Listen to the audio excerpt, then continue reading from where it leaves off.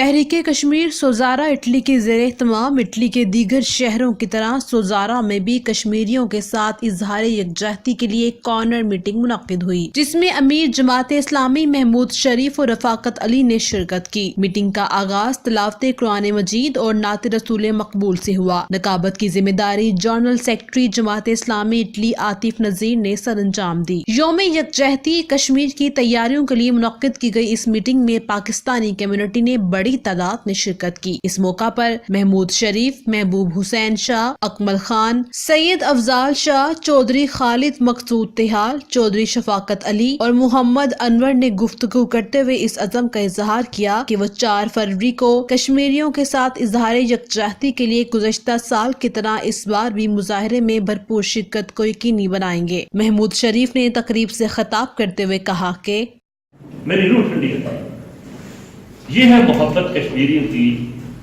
جو وہ مرتے ہوئے بھی اپنے بچوں کو یہ وصیت کرتے ہیں، اور کوئی کشمیری ایسا نہیں ہے جو یہ وصیت نہ کرتا ہو کہ میں جب مروں تو مجھے پاکستانی جھنڈے کے اندر لپیٹ کر دفن کیا۔ کارنر میٹنگ کے انعقاد پر محمود شریف نے عاطف نذیر، ولایت خان، فلک شیر اور رضا نذیر کی کوششوں کو سراہا۔ Report Mahmood Anwar, Jazba news, Italy. میلو multi mall, CDA sector B17، multi gardens GT road, Spain کی مشہور سوما سپر مارکیٹ۔